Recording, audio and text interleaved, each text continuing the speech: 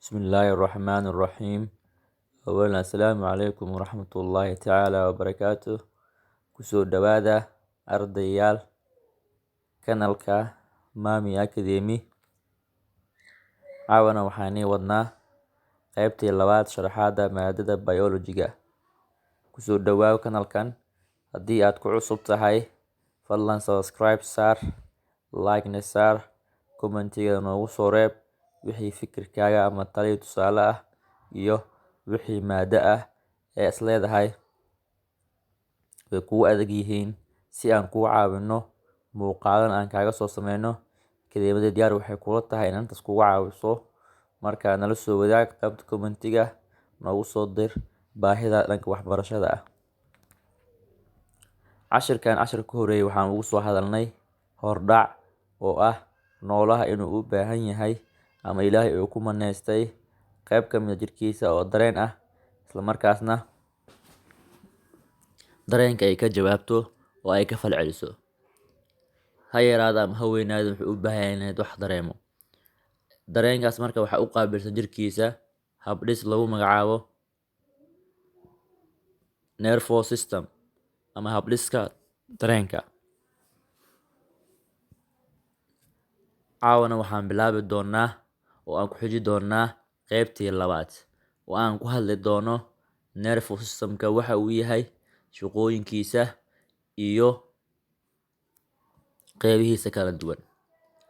Marka laga hadlayo nervous system, waxaa yada waa habdhiska dareenka. Jirka bini'aadanka habdhisyo fara badan ay ka jiro.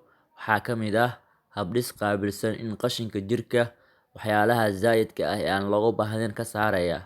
Waxaa jiro sidoo kale habdhis qaabilsan taranka noolaha. Sidoo kale waxaa jiro habdhis qaabilsan difaaca jirka.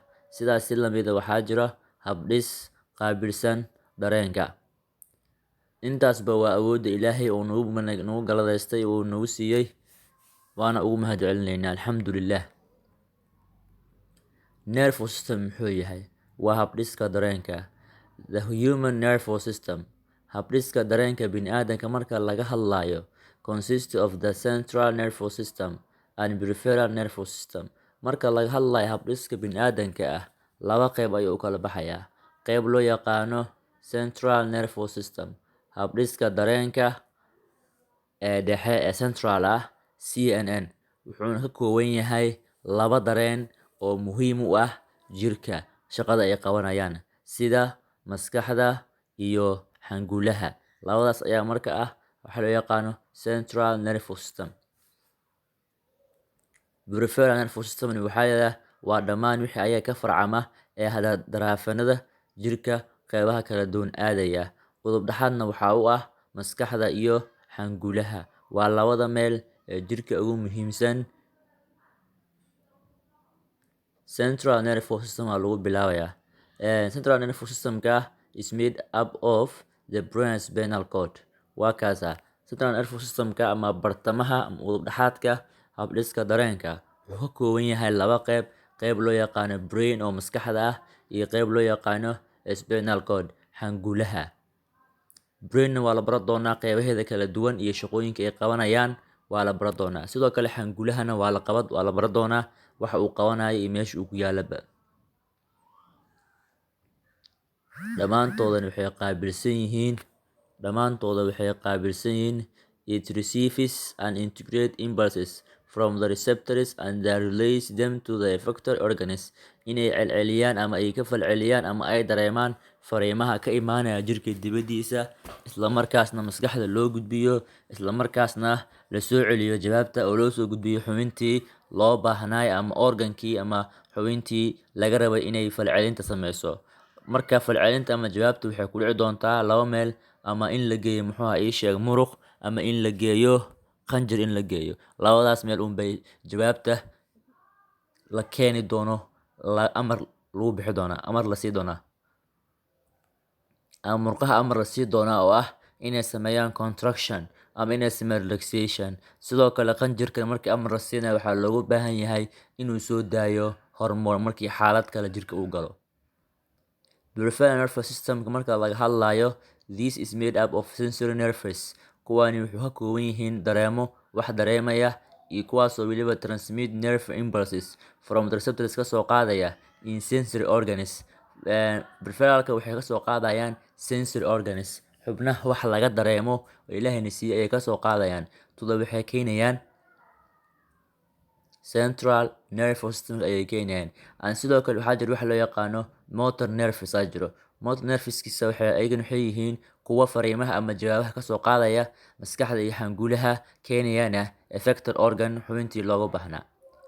Kuwani waxay ka shaqeynayaan layiri sensory nerves waxa la hayaa jiro marka laga hadlayo types of neuron marka laga hadli doono sensory marka laga hadlayo muxuu ay sheeg types of neuronska wuxuu noqon doonaa saddex qayb uu noqonayaa. Waxaa loo yaqaano sensory neuron iyo motor neuron iyo relay neuron. Sensory neuronka waxay tahay waa mid kasoo qaadaysa fariinta xubinta wax dareentay oo loo yaqaano sensory organs. Sensory organskana waxaa ka mid indhaha, dhagaha, carabka, maqaarka. Ishii waxay aragtay, maqaarkii wuxuu dareemay, carabka wixii uu dareemay, waxaasoo dhan marka waxaa kasoo qaadaya sensoryga. Xaguu u wadaa? Wuxuu u wadaa maskaxda iyo xangulaha ayuu u wadaa. Sababtu waxay tahay waxaa loo baahan yahay waxa ay yihiin in la soo ogaado, la soo turjumo, la soo taxliiliyo, la soo fasiro, isla markaasna jawaab la soo celiyo. Jawaabta la soo celiyo waxaa soo qaadi doono fariin dareensido loo yaqaano motor nerves, kaasoo kasoo qaadi doona central nervous system oo la isku yiraahdo xangulaha iyo maskaxda. Wuxuuna keeni doonaa to the effector organ xubintii loo baahan inay falcelinta sameyso, ha ahaato muruq ama ha ahaato qanjir.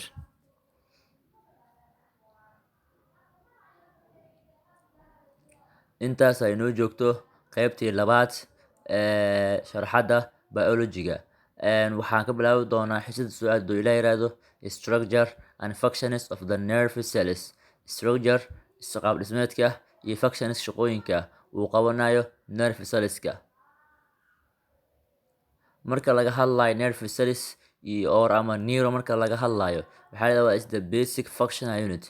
Waa waxa ugu aasaasan ee shaqooyinka jirka ugu yar qabanaya marka laga hadlayo nervous system ama nervous system marka laga hadlayo waxa ugu yar meesha basic functional unit oo shaqada ugu muhiimsan qabanaya waxaa loo yaqaan neuron. It is a cell waa unug which kaasoo is modified to transmit impulses, kaasoo u diyaarsan ama shaqadiisu tahay inuu transmit ku sameeyo ama gudbiyo impulseska.